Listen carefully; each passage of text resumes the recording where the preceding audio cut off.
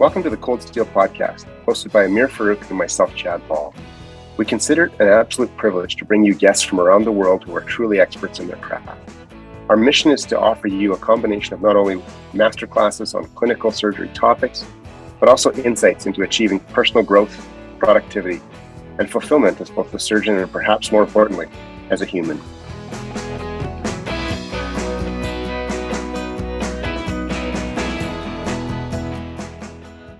We had the unique opportunity on this episode to speak with the Honourable Minister John Haggie.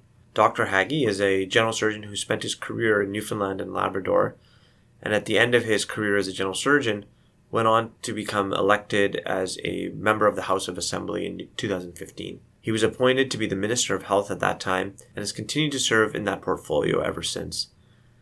We spoke to him on this episode about his fascinating life story, his thoughts on leadership and the role of physicians in politics, and about his favorite book, Shogun. Could you tell us about where you grew up and what your training pathway looked like and sort of how you got to where you are now?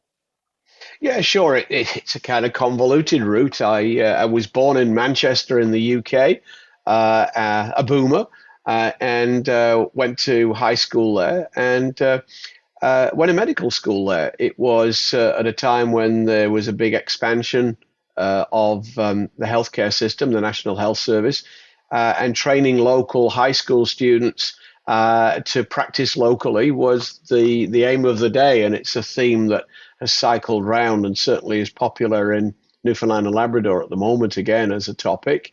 I went to medical school in Manchester. It was direct entry from high school. In those days, that was not at all unusual. In actual fact, was probably the norm. I qualified there and then did a series of rotational jobs around Manchester and the south side of Manchester with the idea of getting my fellowship of the English College, which I got sort of 4 or 5 years in. And then the UK system at that time was much more of an apprenticeship style thing. And I moved around the northwest of England a little bit in a fairly localized area, went out into Cheshire and Crewe, and then ended up switching streams and going down the academic surgical route at the University of Liverpool. And it was there that I realized that probably wasn't the best suited fit for me. I was much more of inclined to the practical rather than the research, although I had done a PhD. And in the end, I kind of looked around, and because of the way the job market was in the UK, I looked, and English was the only language I was really fluent in. I applied for a couple of jobs in Canada. One was in Northern Ontario, and one was with what was then Grenfell Regional Health Services in St. Anthony in Newfoundland. And they got back to me first, and I moved.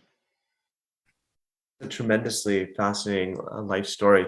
I think one of the most important questions we have to ask you, of course, is which football team do you support? Are you a Man United fan? Are you a Man City fan? Are you a Liverpool fan? Well, it's interesting. And sometimes depending on the people you're with and how vigorously they pursue a football, you have to be careful how you answer that. But I grew up in a household that supported Manchester City. United were the come-from-aways. They weren't a real working man's team, real Manchester team. They were imports from afar. And I grew up not far from Main Road, which was then the home of Manchester City. So when anybody asks me now, that's kind of where I land. Yeah, so you're a true supporter before their more recent success. That's fantastic. Oh, yeah, they weren't successful at all when I was a lad. No kidding. So you moved to Newfoundland in 1983, and you told us about sort of some of the motivations for that.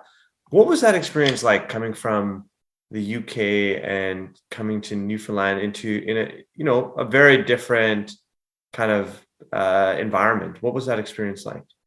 Well, actually, it was in the 90s. I arrived in St. Anthony just after kind of the cod left. It was the start of the moratorium in Newfoundland and Labrador, which was a huge social and economic upheaval for the whole province. But particularly around the St. Anthony Basin and the Northern Peninsula, which was where the facility I was in was based. It was a regional facility. It was supposed to provide healthcare for Labrador, except for Labrador West and the Northern Peninsula down as far as, Bartlett's Harbour. Smaller community, 3,500. I mean, I'd lived in what was, I thought, a fairly small rural community in the UK, but the population there was 35,000. So it was quite the difference, but it was a very hospitable move. It was pleasant. The work was stimulating. It was certainly different. And it was, what appealed to me was the true generalist aspect of it, which fitted with the kind of apprenticeship training I'd had. So there was a real mix of cases, and you were never sure what would come through the door next or land at the airport from off the coast. And that I really enjoyed. I got three very young daughters at the time.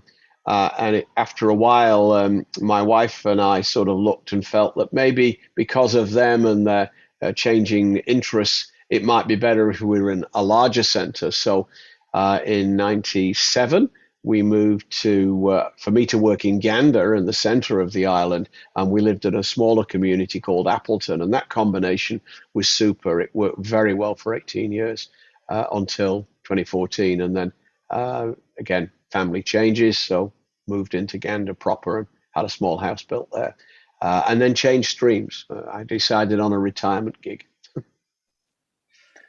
Yeah, a gig might be an underestimate of your quote unquote retirement voyage.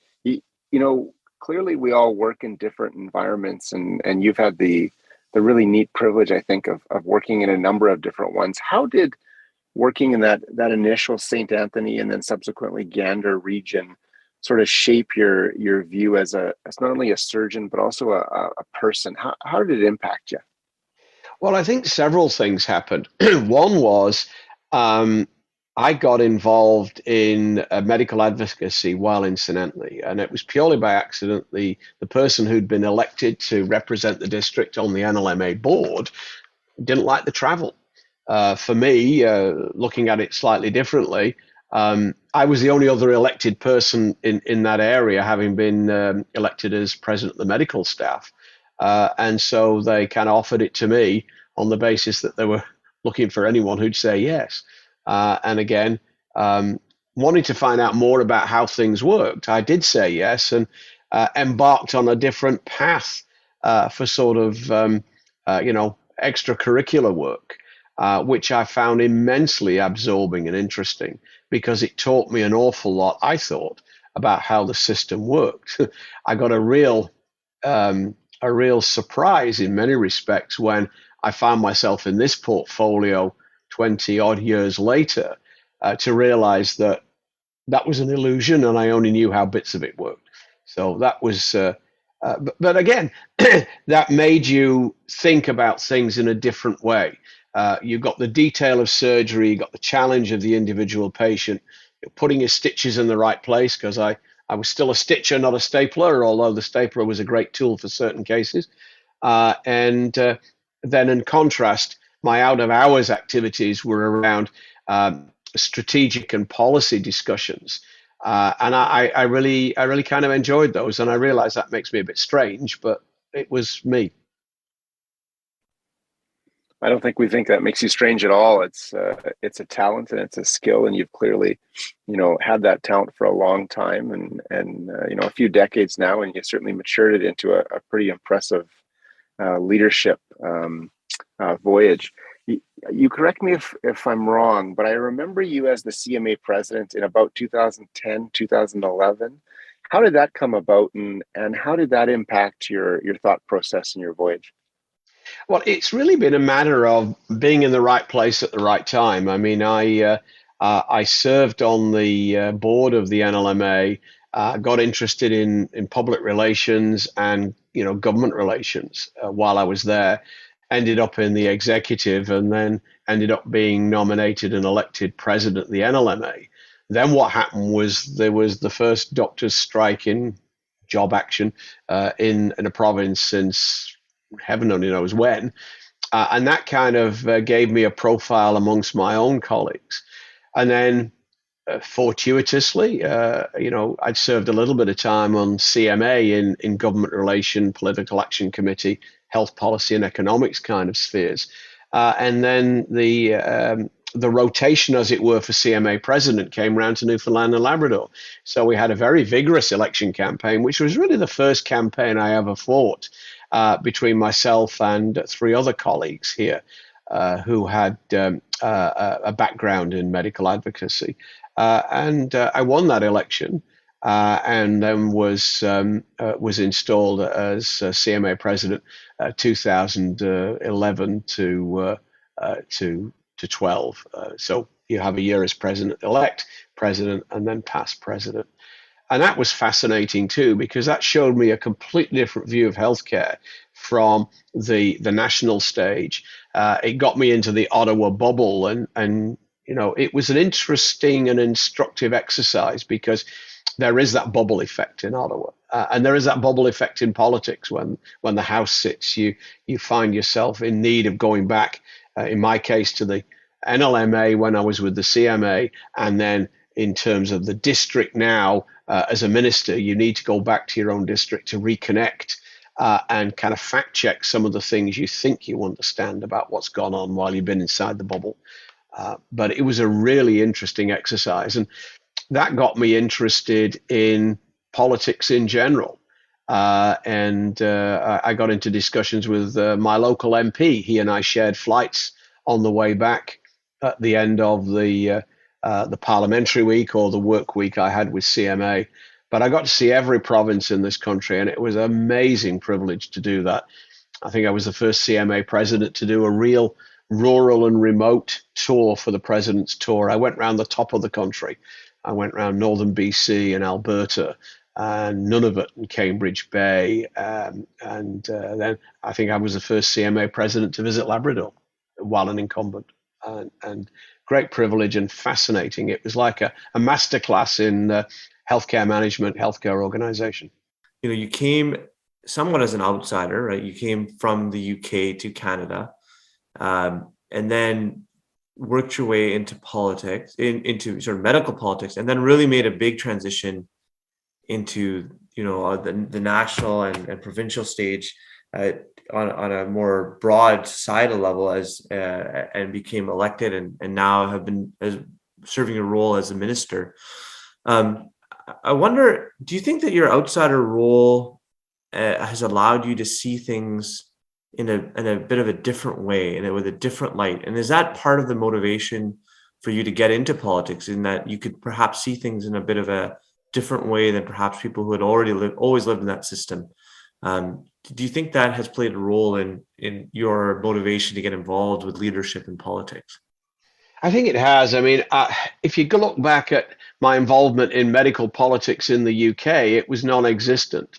I did, by accident, become a source of information when they changed a lot of the compensation systems in the UK in the 80s for doctors in training. And it was simply because I didn't understand it. And then because I found out, people in similar situations found it easier to come and talk to me. But when I came to Canada, I realized that whilst I spoke English, I didn't speak Canadian or Newfoundland English, and words I thought had a specific meaning would be used completely differently here, some in a good way and some in a really unfortunate way. So I stopped making assumptions that I knew what was going on and tried very hard to find out what was going on by getting involved. The best way of finding out what's going on, I found, is to actually throw yourself into it.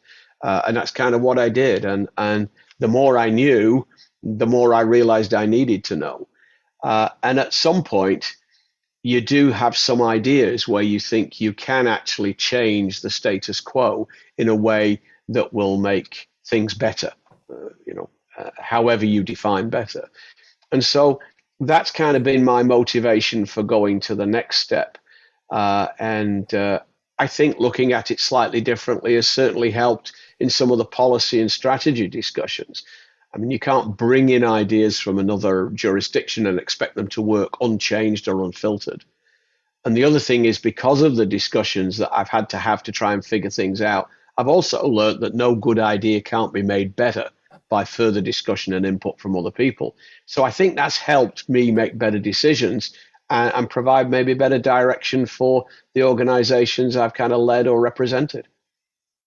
Yeah, I think that's such a profound way of looking at things and trying to understand how you can best serve the people that you've been sort of tasked with serving. And you've been quoted as saying that Shogun is your favorite book.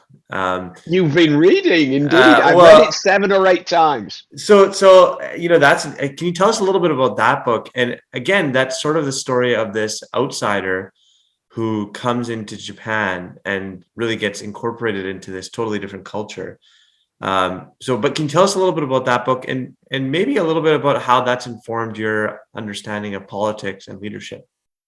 Well, there's several levels to it. I mean, the book has a whole layer of plots, which I think on first or even second reading you miss. It's a very intricate book. It appeals to my interest in history. I was raised by a historian. And whilst I didn't pursue that at high school, it's kind of hobby reading for me now. The other thing is the author. The author spent 4 years in Changi prison camp in Singapore as a prisoner of the Japanese. And yet his books, of which Shogun I think is the best personally, then Taipan and Noble House and this kind of thing, are all very much pitched in the culture of the people who held him captive for 4 years. And under some of the worst circumstances of any prisoners of war. I had the privilege as a resident, a house officer, an intern, as you would say here, of looking after some of what we call the FIPOs, Far East Prisoners of War. And their physical health was appalling 20 years after the war had ended, 30 years after the war had ended. And yet Clavel made that book about the very good things of the military code that had nearly killed him. He in Shogun seems to convey this admiration for Bushido, and it's interesting because the character of Blackthorn, the pilot, starts off hating the Japanese in the way that they have treated his colleagues, very much like Clavel must have. And yet at the end of it, he is the only friend of the Shogun.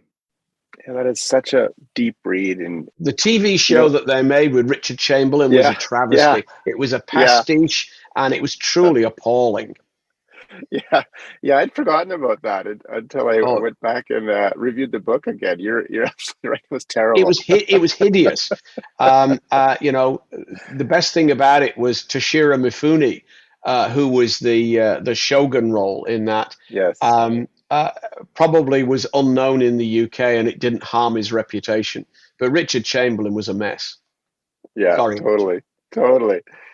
One of the things I think that physicians often talk about, and Namiro and I have talked about this theme on a number of podcasts, is the sort of a flirting with or idea of getting involved in, you can use many different terms, but really politics in general.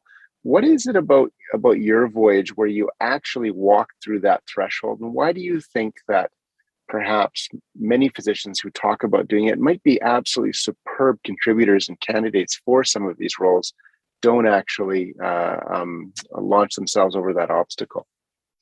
Well, I mean, just on the surface, I mean, you go from maybe the third most respected profession in the world, in the country, to the second last or even the last, depending on your views on used car salesmen and tax collectors. So, I mean, there is that. There's certainly no real incentive in a material way to taking this role at all. And if I think you are fair to everyone, nobody really likes you all the time. You will have days when you have a fan club out there and they will not say anything. And then you'll have days when everybody really doesn't like you, particularly if you adopt a more visible leadership role as a spokesperson for a department or a minister of the crown. And I think you do have to be fairly thick-skinned. Healthcare is not for the faint-hearted, either at a senior executive management administration level or at this kind of level, because it is so emotional. Having the surgical mentality, I think, does assist, but it's no guarantee. And my personal experience over the last 6 years is that the more widespread forms of social media are not kind, because they actively filter out reasonable discourse and they actively deter sensible conversers. And so you can't really spend a lot of time looking at that. Those are the downsides. The upside is I work with a great bunch of civil servants who, again, could walk out the door here anytime and double or treble their salary in the private sector. And yet they work 7 days a week, some of them, with no overtime. And they're thoughtful, they're bright, they're energetic. They've been really stressed through COVID, just like everybody in health has been. But the people you work with make the job. And I think that's one of the challenges of healthcare. When everybody's tired and everybody's fatigued, it is hard to go to work sometimes. And that's when the best thing you can do, as one person once said to me, is wake up, dress up, show up, and look pleased as though you're there. Because at the end of the day, as a physician, people look to you to set the tone in a crisis or on the floor, doing rounds. And similarly here, if you look as though you really want to be somewhere else, it doesn't help in the slightest, and in actual fact is a huge deterrent. But it's a hell of a job some days to do it. You touched there just briefly on COVID-19, and Amir and I really wanted to ask you about that specifically. Functioning as the Minister of Health during such a crazy historic time, what were some of the principles that you used or employed to navigate the pandemic in your province, and how did that relate nationally, and what did you learn from this whole, I imagine, tremendously challenging time period? Sit and think as fast as you can and as long as you need to. You don't know everything, and the world will shift under your feet at a moment's notice. So be prepared to acknowledge that. And one of my mantra sayings has been and continues to be, the only constant thing about COVID was change and the need to adapt to it.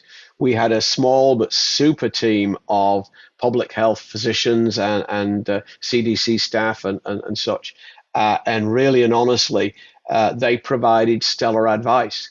And we had premiers who were prepared to listen and acknowledge the same comments I've just made, that you didn't know where you were going to go. But yet also between us, we could come up with the ideas that there were ways off the hook. Vaccination was a key. We put a huge amount of effort into driving that. And the people of this province were super, because our adult vaccination rates usually suck. Our pediatric ones are excellent, and I think would rival anywhere. But they listened and they stepped up. And our vaccination rates in adults, I think, are as good as you'll see in any jurisdiction in the world. But it was a slog. It was, the battle's won and lost in your head. It's a question of endurance. And every so often, each of us needs, 4 or 5 hours when you sit down, or a night where you can just have a drink with your family and just recharge a little bit, because you got to keep going, and you can't. It's a marathon, so you got to pace yourself. Those were the kind of things. And we look back. I mean, I dug out some and had other people dig out references to the flu pandemic in Newfoundland and Labrador, and there were some really good archives from Twillingate and from St. John's. And a lot of the challenges that we saw evolve around masks, not so much vaccination, but certainly around masks and public health measures, and the pushback and the dynamic, the tensions there, they were repeats of 1918, 1919, either here or in New York or in St. John's. And so there were some parallels to be drawn. But it was certainly a challenge. And the other thing was, you just need to get yourself out there and be prepared to take the knocks from the naysayers.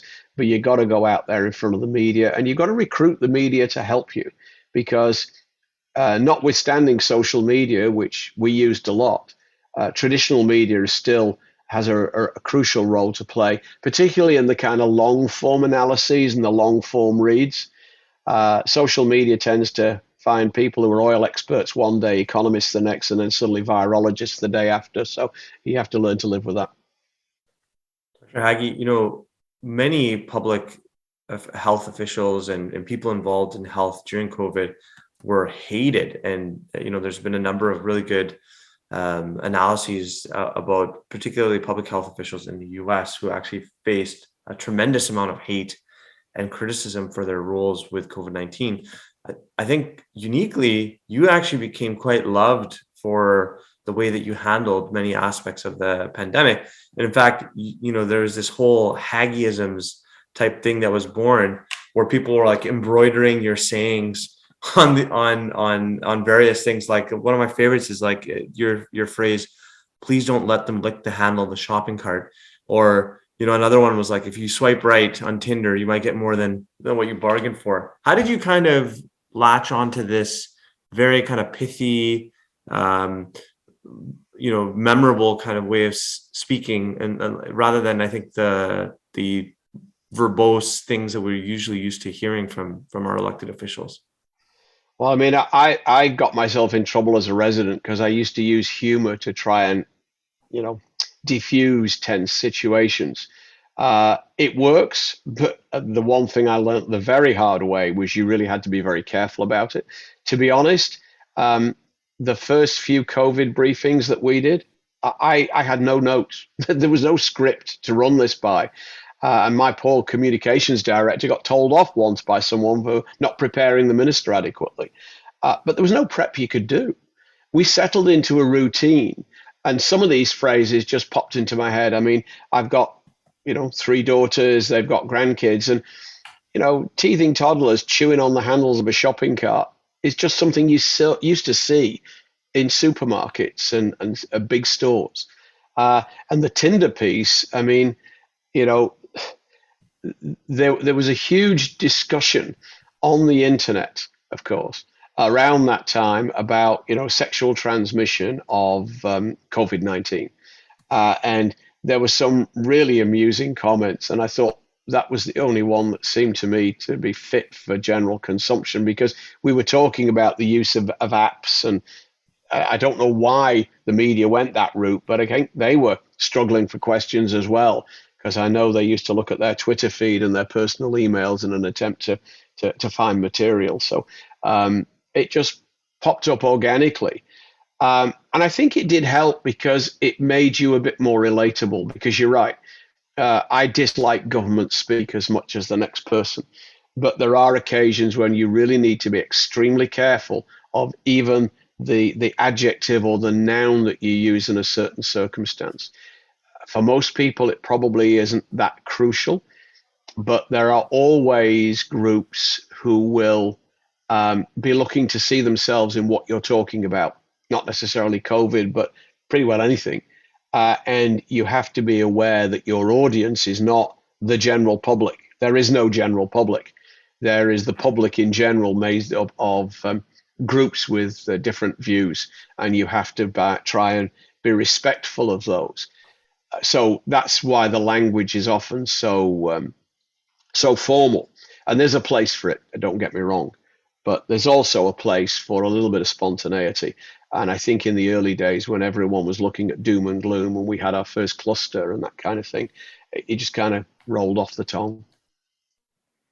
Well, your humor and wit have become a national celebrity, so to speak. So, I wish we had more of that in all of our interactions. It's certainly welcomed.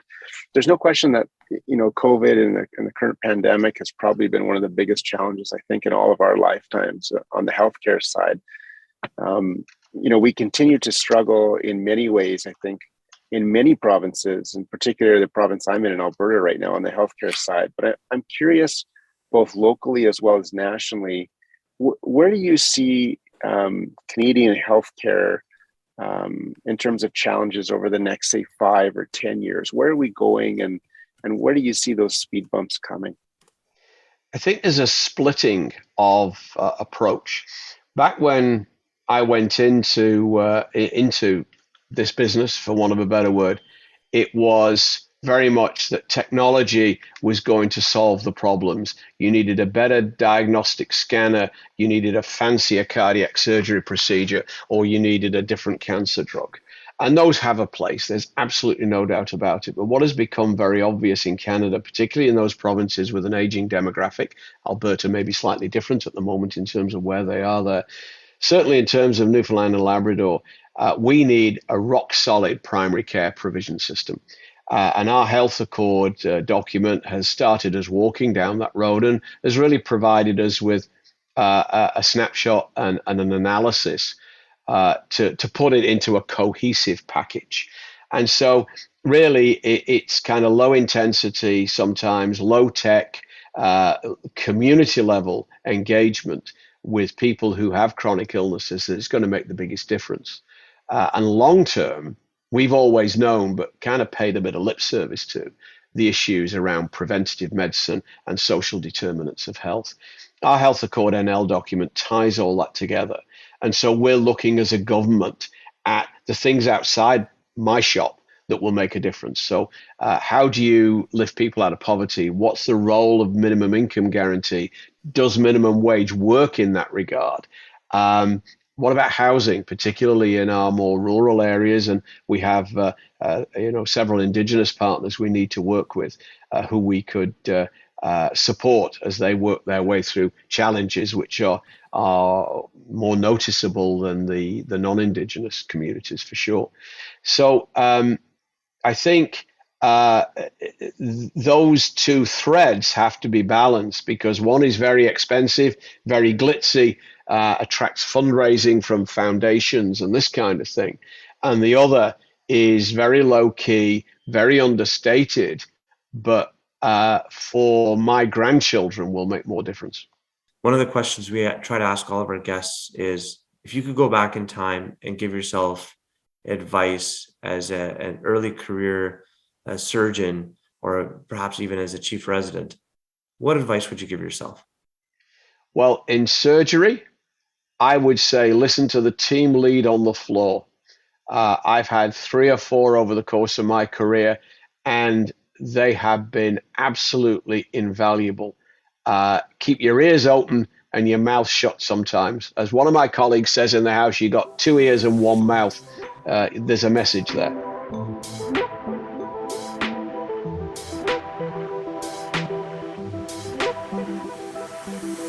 You've been listening to Cold Steel, the official podcast of the Canadian Journal of Surgery. If you like what you've heard, please leave us a review on iTunes. We love to hear your thoughts, comments, and feedback.